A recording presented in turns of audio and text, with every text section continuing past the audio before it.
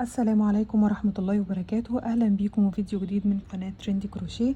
النهاردة إن شاء الله هنعمل الوحدتين اللي احنا شايفينهم. هو الحقيقة الوحدتين فكرتهم تعتبر واحدة خالص، مفيش فروق غير بس في الجزئية اللي في النص. الوحدة دي مميزة جدا وشكلها حلو جدا جدا، وكمان بتدي كده زي طراوة كده وخفية في الشغل، يعني الشغل بيبقى خفيف. مناسبة جدا لبين الفصول، مناسبة جدا لو هنعملها بخيط قطن لفصل الصيف، مناسبة كمان لفصل الشتاء للناس اللي ما بتحبش الحاجة تكون تقيلة زيادة عن اللزوم. مناسبة برضو ان احنا نعمل منها شال او بونشو، مناسبة للكارديجان، للجاكيت، للبلوفر، مناسبة في حاجات كتير جدا جدا جدا. حتى الرانر والمفارش برضو مناسبة ليهم جدا. وهنتعلم ازاي نشبك الوحدتين في بعض بالشكل اللي انتوا شايفينه ده بطريقة سهلة وبسيطة، غرزة حلوة قوي قوي. هوريكم بس الفرق بين الوحدتين دول لو عملناهم بالغرزة العادية والفرق بينهم دلوقتي، علشان الناس تبقى فاهمة ايه الفرق بين الوحدة دي والوحدة العادية. الوحدة العادية مثلا اهي لو هنعملها جراني سكوير عادي جدا، شايفين الفراغات قليلة جدا او صغيرة، تحسوا ان القطعة شوية تقيلة.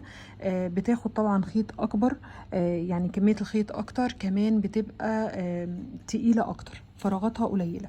بصوا الفرق بينها وبين الوحدة بتاعتنا النهاردة عاملة ازاي.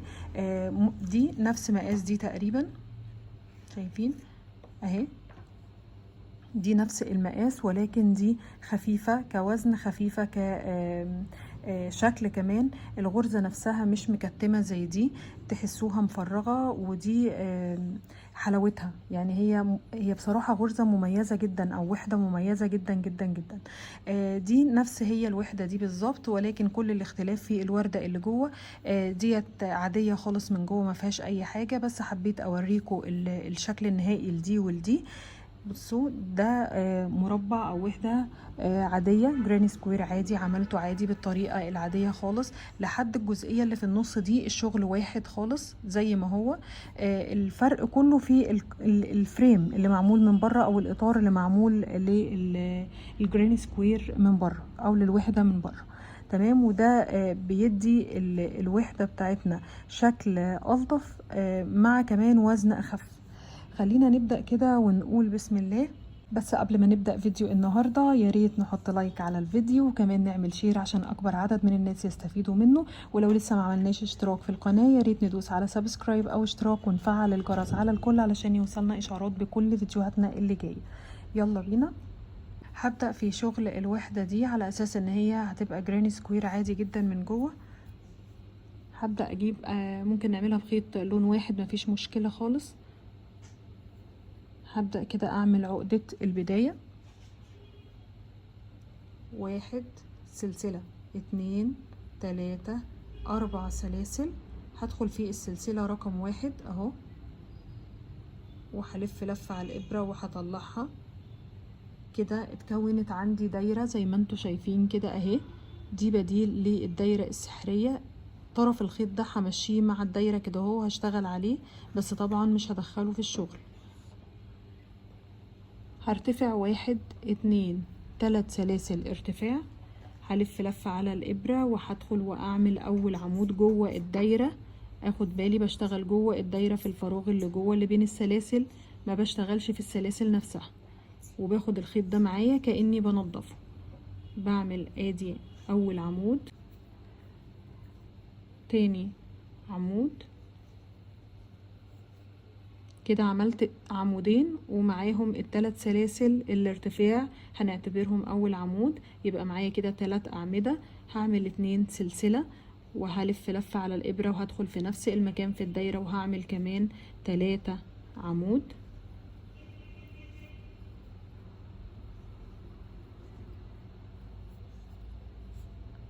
سلسلتين، هدخل تاني في الدايرة بتاعتي وهعمل 3 عمود. بصوا انا واخدة الخيط ده معايا اهو، بيلف كده مع الدايرة، بشتغل فوق.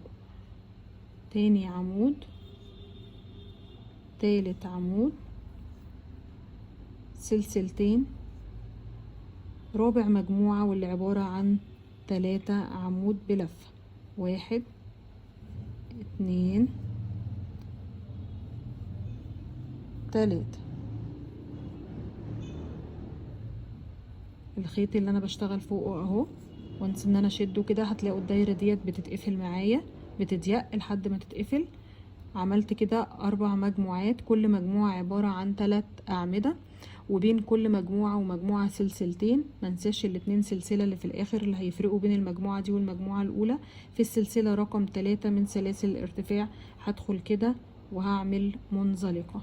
كده انا خلصت اول سطر. هقفل المربع بتاعي بان انا هشد الخيط كده اهو. بصوا نفس بالظبط اللي بيحصل في الدايره السحريه مقفوله. هطلع بقى السطر التاني. عايزه اوصل للفراغ ده علشان شغلي كله في الفراغات مش فوق الاعمده. هدخل كده تحت كل عمود تحت سوري حرف الفي اللي فوق كل عمود اهو، وهدخل اعمل غرزة منزلقة اهي. المنزلقة بدخل والف لفة على الابرة وبخرجها من الحلقة اللي على الابرة. كده انا وصلت للفراغ اللي هشتغل فيه. هطلع ب3 سلسلة لفة على الابرة وهدخل هعمل تاني عمود، لان ال3 سلاسل الارتفاع بعتبرهم اول عمود. تالت عمود 2 سلسلة و3 عمود في نفس المكان.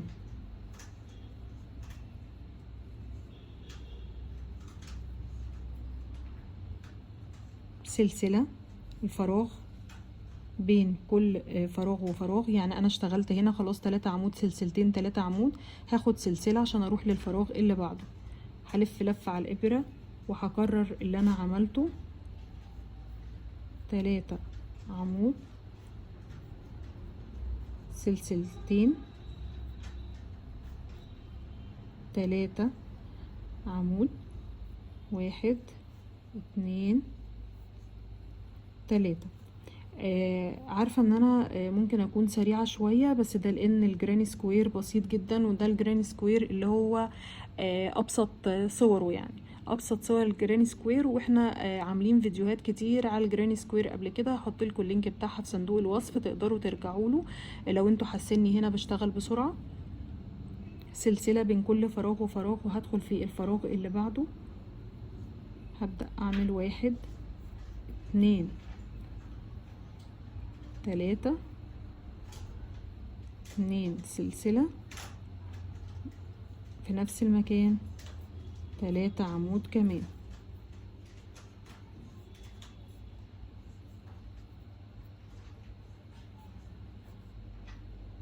بصوا دي زوايا المربع، سلسلة عشان اروح للفراغ اللي بعده، ودي اخر زاوية من زوايا المربع لان المربع ليه 4 اضلاع و4 زوايا.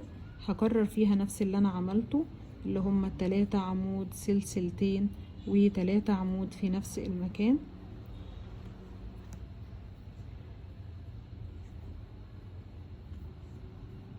سلسلة اللي باخدها بين الفراغ والفراغ اللي بعده، بقفل في السلسلة رقم 1 2 3 من سلاسل الارتفاع. بدخل كده وبعمل غرزة منزلقة. كده انا قفلت المربع بتاعي، وده السطر التاني. هكمل هبدأ اعمل السطر التالت. انا كده خلاص مش محتاجة الخيط ده، فبطلع سلسلة وبالمقص بقص الخيط كده وبسيب فيه جزء صغير علشان التنظيف، علشان انضف الخيوط دي من ورا كده تحت الغرز على ظهر المربع طبعا. وهبدأ في اللون الجديد.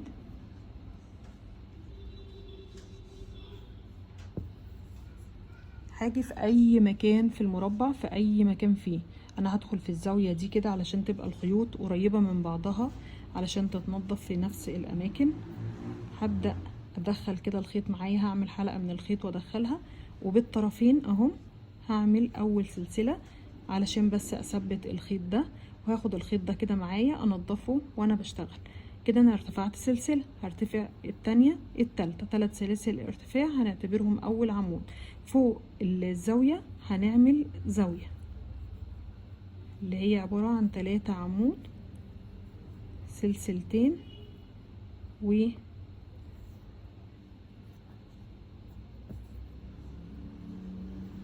3 عمود.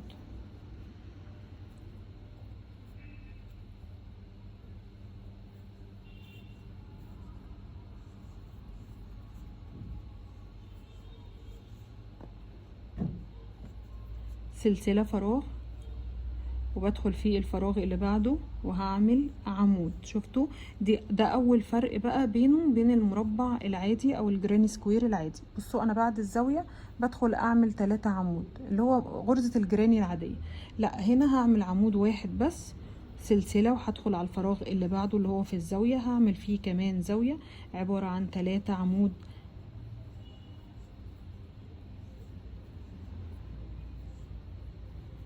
سلسلتين و3 عمود،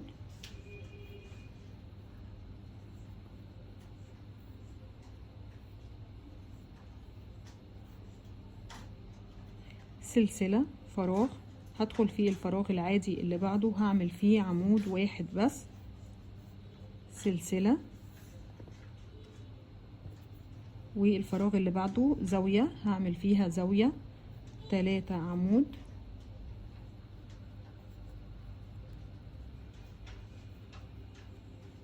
سلسلتين 3 عمود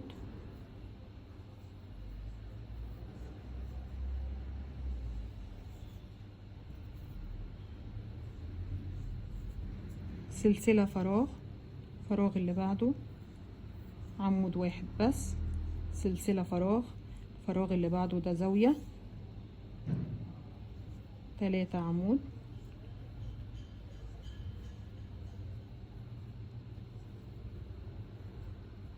سلسلتين 3 عمود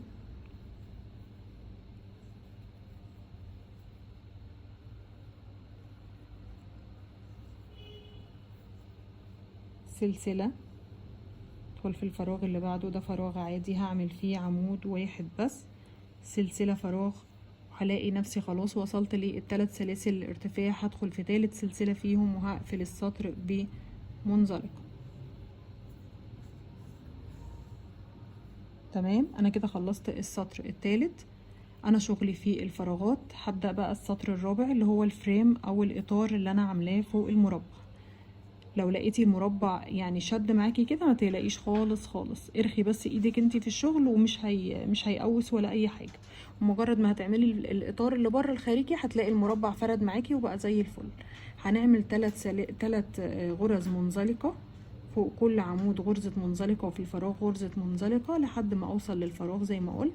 هبدا بقى ايه اعمل اول عمود اللي هم عبارة عن 3 سلاسل ارتفاع، وفي الزاوية ما فيش اختلاف، في الزاوية 3 عمود. المفروض ان في كل سطر بيبقى سلسلتين وبعدين 3 عمود، صح كده؟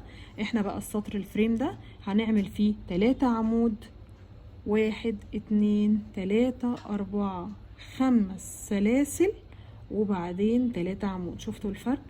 الفرق في الفراغ ده، الفراغ كل فراغ المفروض ان هو في الزاوية 3 عمود سلسلتين 3 عمود، هنا 3 عمود 5 سلاسل 3 عمود كمان اهو. سلسلة 2 3 4 5 وهدخل في الفراغ اللي بعده هبدأ اعمل عمود. شفتوا انا استبدلت كل السلاسل اللي كنت بعملها سواء السلسلتين اللي في الزاوية او السلسلة الفراغ ب5 سلاسل، والشغل عادي جدا ما فيهوش اي حاجة جديدة. بدل ما كنت بعمل سلسلة بين الفراغ والفراغ اللي بعده هعمل 1 2 3 4 5 سلاسل وهدخل في الفراغ اللي بعده وهعمل عمود. طيب 1 2 3 4 5 هدخل في الفراغ اللي بعده في الزاوية هعمل زاوية 1 2 3 وبدل السلسلتين كام 5 سلاسل 1 2 3 4 5 سلاسل وهدخل في نفس المكان وهعمل 3 عمود تانيين.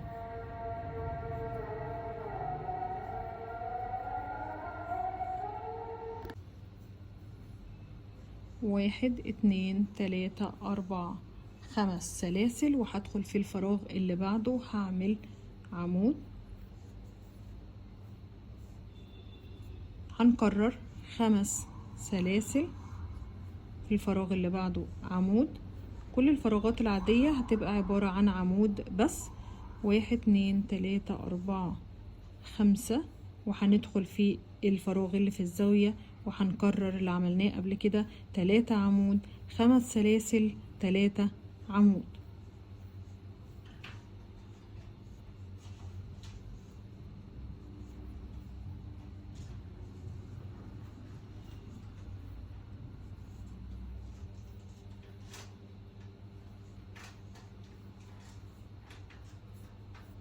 هكرر نفس اللي عملته لنهاية السطر وهرجع لكم تاني. وصلت كده معاكم لنهاية السطر وعملت الخمس سلاسل، منساهمش اللي بين اخر عمود واول عمود اللي هو عبارة عن الثلاث سلاسل ارتفاع. وفي السلسلة رقم 1 2 3 من سلاسل الارتفاع بدخل وبعمل سليب ستيتش او غرزة منزلقة اهي. كده انا خلصت الوحدة بتاعتي وده شكلها، وبكده اكون وصلت لنهاية الوحدة النهاردة. طبعا ما ننساش انه في حاجة من اتنين. المفروض ان احنا نعمل للمربع ده بلوكينج. يعني ايه بلوكينج؟ يعني بنثبت الطرف ده بدبوس والطرف ده كمان بدبوس والطرفين التانيين كمان كل طرف بدبوس، وبنسيبهم كده علشان خاطر المربع يتفرد. وفي حاجة تانية ممكن نعملها، ان احنا نجيب المكوى على درجة حرارة متوسطة ونحط اي حاجة قطن فوق الوحدة ونكوي كده بالراحة علشان نفرد الوحدة بتاعتنا قبل ما نستخدمها، سواء في رانرز او في اي حاجة، سواء شال او كارديجان او اي شيء. خلاص انا كده وصلت لنهاية الوحدة النهاردة. طيب عايزين نعرف بقى ازاي نشبك وحدة زي دي في الوحدة التانية. يعني شايفين هنشبكهم في بعض ازاي؟ لان الوحدات هنا مفرغة، فلو جينا شبكناها بالطريقة العادية هنعمل خط هنا كده مش هيبقى ظريف بالمرة. فتعالوا نشوف هنشبك كده الوحدتين مع بعض ازاي. وليكن دي وحدة خلاص احنا عملناها وعايزين نشبك فيها من الطرف ده وحدة تانية. طيب هنعمل ايه؟ هنيجي كده، انا هفك بس عشان اوريكم ان احنا لازم نيجي من اي زاويتين قصاد بعض. يعني انا مش هينفع اشبك هنا علشان انا اوريدي بادئه فيها، انا عايزه جنب يبقى ما فيهوش شغل خالص. فهعتبر ان ده الجنب اللي ما فيهوش شغل اهو. انا عملت كده الخمس سلاسل اهو، والمفروض ادخل اعمل زاويه هنا صح كده. بصوا الجنب ده ما فيهوش شغل خالص، من الزاويه للزاويه فاضي ما فيهوش شغل. انا هشبك بقى المربع ده في المربع ده من هنا. خلاص اهو عملت 5 سلاسل صح كده. هبدا اجي في الزاويه اعمل 3 عمود، 1 2 3، وبعدين هعمل في 5 سلاسل. هنعمل 1 2 3 سلاسل بس مش 5. وهروح جاية هنا كده برضو في زاوية المربع ده. بصوا انا عملت ال3 عمود دول اهم، وبعدين عملت 3 سلسلة مش 5. وهروح جاية داخلة هنا عاملة غرزة منزلقة، وبعدين هعمل 1 2 اللي هما باقي ال5 سلاسل. مش انا عملت 3 وبعد كده عملت منزلقة، يبقى هعمل كمان سلسلتين عشان يبقى المجموع 5 سلاسل. وهلف لفة على الابرة وهشتغل شغلي عادي خالص. 1 2 3، المفروض اعمل 5 سلاسل. ادي 1 2 وهعمل 3، وبعد كده هروح رايحة هنا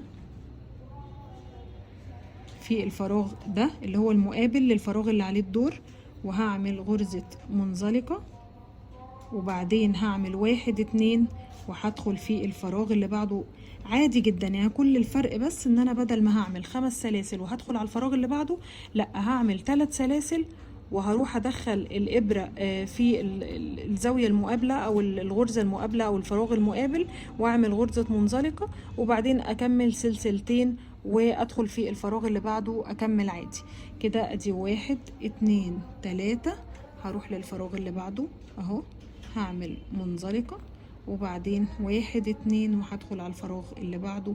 هبدأ عادي اعمل العمود بتاعي 1 2 3 كده. خلاص انا فين؟ شايفين؟ تعالوا كده نشوف. بصوا زاوية المربع اهي متشبكة في زاوية المربع اللي جنبه. ولو لاحظتوا كده الفراغ الاولاني اهو متشبك في الفراغ الاولاني. عشان تتاكدوا ان انتوا ماشيين صح، بصوا كده احنا في المربع اللي احنا اوريدي بنشبك فيه اللي هو لسه بنشتغله كده، خلصنا الفراغات، باقي الدور على الزاويه. هتلاقوا المربع بقى إيه اللي بتشبكوا فيه؟ ناقص فراغ قبل الزاويه، ناقص فراغ قبل الزاويه. يبقى انتوا كده ماشيين صح. ده دايما بيبقى زايد عن ده فراغ، لان ده احنا لسه بنشتغله، فهو كده مش خلصان. تمام كده. كل اللي بنعمله ان احنا بس الخمس سلاسل اللي كانوا بيتعملوا هنا، الخمس سلاسل دول بنقسمهم على 2، يعني بنعمل 3 سلاسل وبعدين نشبك بمنزلقة بس في المربع اللي جنبه، وبعدين بنكمل عادي سلسلتين. يبقى احنا كده عملنا الخمس سلاسل وبندخل في الفراغ اللي بعده بنعمل عمود، وبعدين الخمس سلاسل اللي بعده بنعمل 3 منهم بس وبنشبك بمنزلقة في الفراغ المقابل ليه، وبعد كده بنكمل الخمسة 2 كمان سلسلتين وبنروح على الفراغ اللي احنا كنا هنشتغل بعده على طول نعمل فيه العمود، وهكذا. هو ده كل اللي احنا بنعمله. بنوصل هنا، يلا نكمل. تمام. هعمل 1 2 3. انا كان المفروض اعمل 5 واروح على الزاويه اللي بعدها، صح كده؟ طيب هعمل 3 بس واروح على الفراغ المقابل وهعمل منزلقه، وبعد كده هكمل الخمسه، هعمل 2 كمان سلسلتين وهروح اشتغل في الفراغ اهو اللي عليه الدور وهو كان فراغ الزاويه، فهعمل فيه 3 عمود. 1 2 3، وبعدين 5 سلسلة هعمل منهم بس 3 واروح على الزاوية المقابلة وهعمل فيها غرزة منزلقة وهكمل 2 كمان سلسلتين وهروح على نفس الزاوية اكملها. ادي 1. يبقى هو الشغل واحد، كل ما في الموضوع ان احنا في الخمس سلاسل بنشبك المربعين في بعض بس كده بغرزة منزلقة. خلاص كده هكمل. لو طبعا عندي مربع، المفروض لو انا بنفذ مثلا رانر او بنفذ مفرش او كارديجان وفي مربع تاني من الناحية دي، طبعا بشبك فيه بنفس الطريقة من الجنب ده كمان. يعني معايا لغاية 3 جناب اشبك فيهم المربع عادي مفيش مشكلة خالص، و4 جناب كمان لو عايزة تشبكي المربع في 4 مربعات حواليه عادي جدا بنفس الطريقة مفيش فيها اي اختلاف. عملنا كده الزاوية وخلصناها. هنكمل باقي الفريم او الاطار بتاعي. هنعمل 5 سلاسل وهدخل في الفراغ اللي بعده اعمل عمود وهمشي 5 سلاسل وفي الفراغ اللي بعده وهعمل العمود 5 سلاسل، وفي الفراغ اللي بعده لقيت ال3 سلاسل الارتفاع اللي بدأت بيهم أول زاوية. هدخل في السلسلة رقم 1 2 3 من سلاسل الارتفاع وهقفل بمنزلقة، وأنا كده خلصت تشبيك المربعين في بعض. هقطع الخيط وهسيب كده جزء منه صغير علشان أنظف الخيط وبس كده أهو. ده شكل تشبيك الوحدتين في بعض. ان شاء الله هعمل لكم تطبيق على الوحده دي من مربع الجراني، هعمل لكم تطبيق هيبقى حلو جدا. هنعمل كارديجان مع بعض هيعجبكم جدا جدا. شايفين؟ شوفوا الجمال بقى لما كذا وحده من الوحدات ديت بتتشبك في بعضها. بصوا الشكل اللي بتديه، شكل حلو قوي. ان شاء الله هنعمل تطبيق قريب على الوحدة دي من مربعات الجراني وطريقة التشبيك. هنشوف ازاي بنشبك اكتر مربع مع بعض من جهات كتيرة. بصوا الشكل زي ما قلت لكم تقدروا تعملوا نفس الوحدة ديت بخيط قطن وتديكوا غرزة صيفي كده شكلها جميل جدا وخفيفة جدا زي ما انتم شايفين. ده خيط قطن عادي كنت عاملاها لكارديجان يعني. تقدروا تنفذوها بالخيط الشتوي اللي احنا الصوف العادي برضو لو بنعمل حاجة شتوي او بين الفصول. اتمنى يكون فيديو النهاردة عجبكم، واتمنى الشرح يكون واضح وسهل وبسيط. لو في اي استفسار يا ريت تكتبوا لي في الكومنتس وانا هرد على التعليقات اول ما اشوفها. كمان يا ريت لو لسه ما عملناش سبسكرايب نعمل بسرعة سبسكرايب للقناة. ما تنسوش تفعلوا الجرس على الكل علشان يوصلكوا اشعار بالفيديو الجديد وتقدروا تشوفوا معايا طريقة تنفيذ الوحدة التحفة دي. ان شاء الله هقدمها في فيديو لوحدها، وهيبقى الشرح سهل سهل سهل بالنسبة للمبتدئين. وحدة جميلة جدا جدا، فضلت ان انا اعمل لها فيديو لوحدها، لاني حسيت لو عملت الاتنين في فيديو النهاردة حسيت ان الفيديو هيبقى طويل شوية، وممكن كمان الناس تتلخبط، يعني لو حد لسه مبتدئ هيتلخبط، ففضلت ان انا انفذ كل وحدة لوحدها في فيديو. اشوفكم على خير في الفيديو الجديد. ما تنسوش الاشتراك، وما تنسوش الجرس، وكمان نعمل كومنت جميل يشجعني اكمل في نفس المحتوى. اشوفكم على خير في فيديو جديد ترندي من ترندي كروشيه. السلام عليكم.